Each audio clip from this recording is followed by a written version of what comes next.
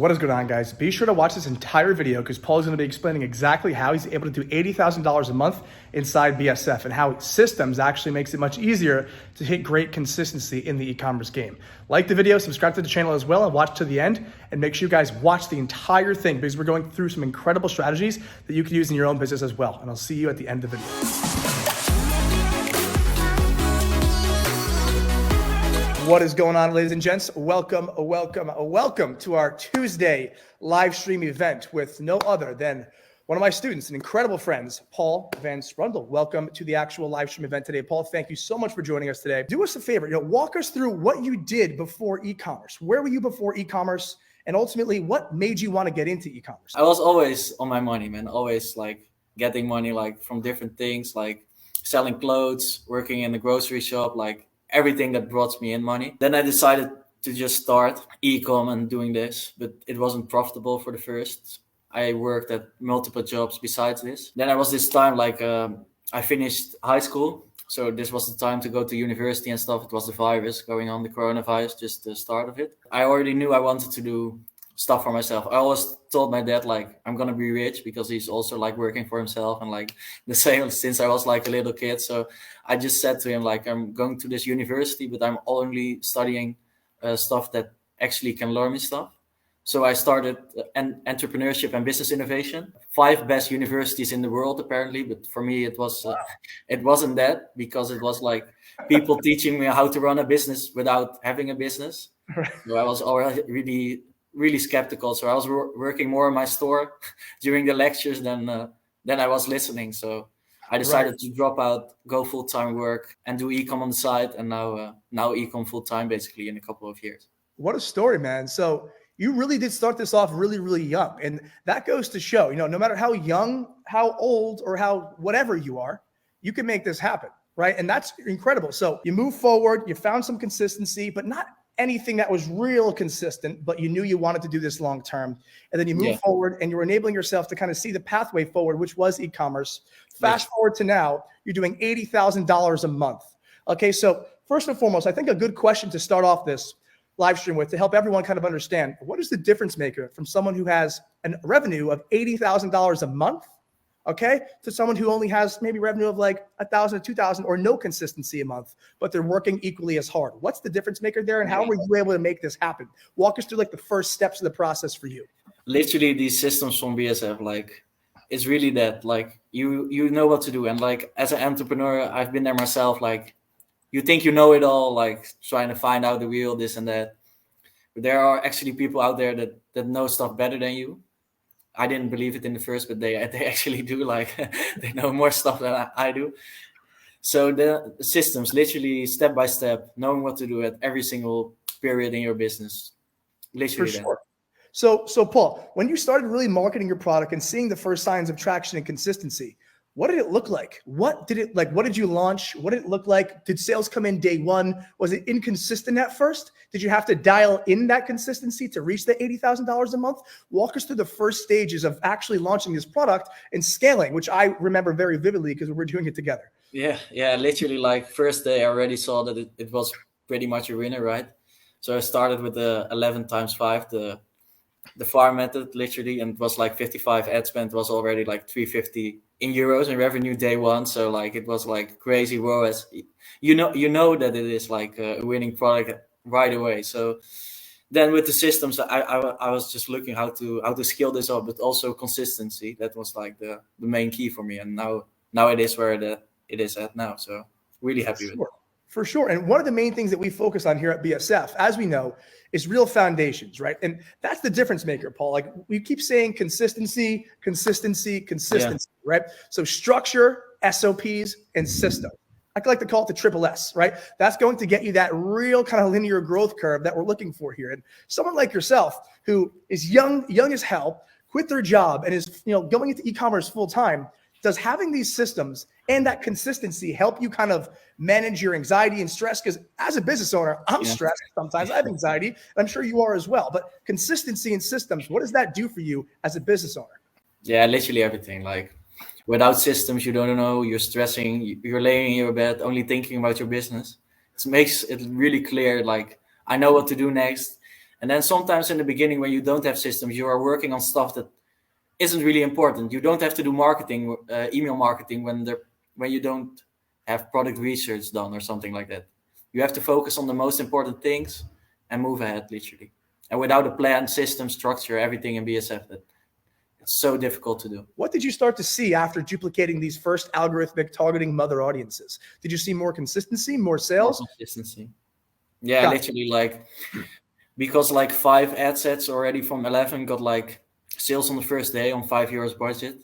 I duplicated 5 times all of those ad sets, and like 2 or 3 from every single ad set already got like sales. So then you clearly know that it is something to scale. So literally that, like, duplicating again with the systems over and over. So what did you see in terms of inconsistencies, and did that ever subside as you got more data?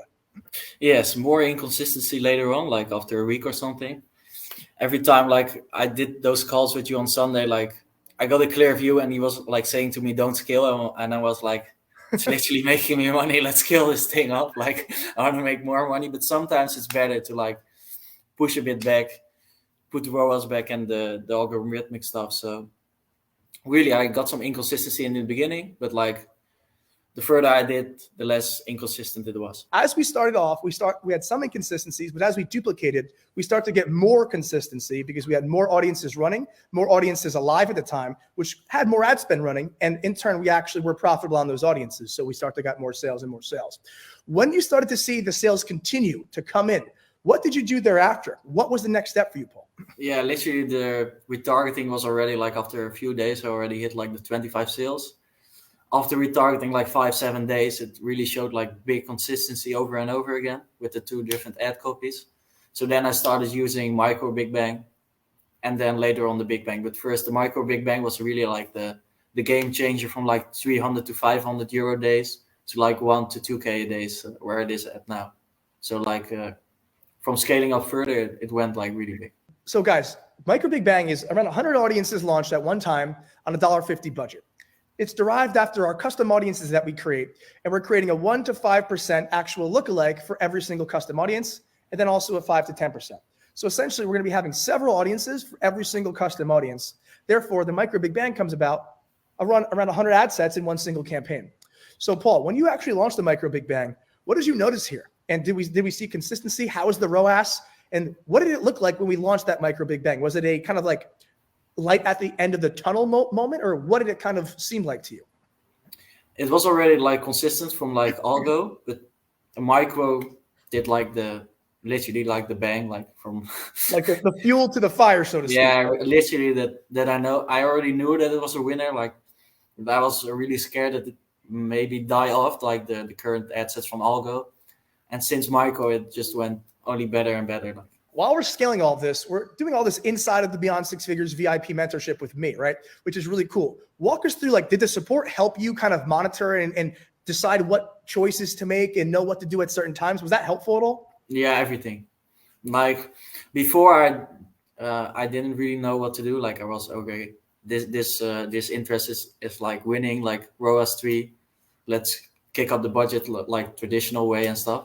But now I literally knew, like, okay, duplicate this now, kill this now, step-by-step guide on like every single campaign that you're running for new creatives, for everything, like step by step. How do you feel right now having a business that does $80,000 a month at the age of 21? Like, you walk into grocery stores, you probably walk a little bit different now doing $80,000 a month. How does that feel? Yeah, it feels amazing. But like, I've been consistent like every single month since I joined BSF. But now it's really like next level stuff. Of course, it's good, like that more money is coming in, but I don't think I really act like differently at the moment. I hope so. But Gotta like, stay humble. Of course, you gotta stay humble. But like, I really felt this moment like that it should have been like maybe a year ago or like more, you know. So it never can come quick enough for every entrepreneur, basically. So first and foremost, just so we could actually see what Paul's referring to. Okay, this is our farm system, guys. Okay, he started with algorithmic targeting to the 3-day rule to micro Big Bang, and this is where we are currently. And what type of revenue are you pulling right here a day with the micro Big Bang? It was like, I think 750 to 1.25K in euros a day. So like from 350 to like 750, I think, like that kind of like scale. Got it. Very cool. So we have the algorithmic targeting running. Did you turn off the algorithmic while you launched micro, or did you leave it on because it was doing Leave well? it on. And why'd you leave it on? Because it was still profitable, and like the duplicates were also profitable at €5 and even at 1.5. So if it was profitable, no need to kill it basically. Paul, you literally know this like the back of your hand, my man. Like, you're like instant with it. Yeah, literally. Without it, I don't know what I would have done. Amazing. So after micro Big Bang, walk us through the transition into Big Bang. Yeah, so after micro Big Bang, I launched Big Bang, but I waited a long time before I really launched CBOs. So CBOs aren't that long, but that was the next step. Every time you put in more ad spend, every entrepreneur knows it. Like, you don't know what it's going to do basically, but like I haven't seen so much consistency also, like not only with these systems, especially with like ad spend limits. That was like a huge thing for me in the beginning, like €50 ad spend limit, 200, 500, you know how it goes basically. And like these blogs also in the beginning, Facebook blogs, I think that was like the biggest hurdle that I needed to overcome, like in these past like 1.5 years. Like, you have a winning product and then your page gets blocked, or PayPal holds your money, or Shopify, or every dropshipper basically knows how this stuff goes. So literally systems are important, but also the support for like the other stuff. Like, you literally get the network from Justin, like from every single thing that there basically is in this whole space. So I think that helps me out like massively. Like, that's great. Awesome, Paul. And on average, when you're moving through, what's like your margin like on a solid month, on an average solid month? Average solid month, 26 to 27 now. Ooh, it's like 30% margins. As we go ahead algorithmic, as we go ahead micro Big Bang, as we go ahead and hit Big Bang, okay? And then we transition into CBO. What does this look like here, Paul? Walk us through what this transition looks like for us. Yeah, literally, I started too slow with like, I should have done CBO earlier in like my campaigns. Big Bang was doing already amazingly well. And like, I had so many like profitable ad sets going, like from 3 to 5 ROAS even. So I just put it in the CBO and it was even better. Like, the CBOs are amazing, but like not at the start, I think, because you can throw away like lots of money. Exactly. And that's a great way to put it. So one thing let's go ahead and let everyone know how we start off and why we build a foundation, right? So we build a foundation because we want to get consistency, right? That's what that's what we like the most. You, Paul, we love consistency because we don't like to go ahead and worry at night about if we're going to have to sell our dog tomorrow or do something like that, right? We want to go ahead and have consistency so we can relax a little bit, right? So that's why we like to build a foundation out, guys. And as you see, all of these, algo, micro, and Big Bang, are foundational approaches.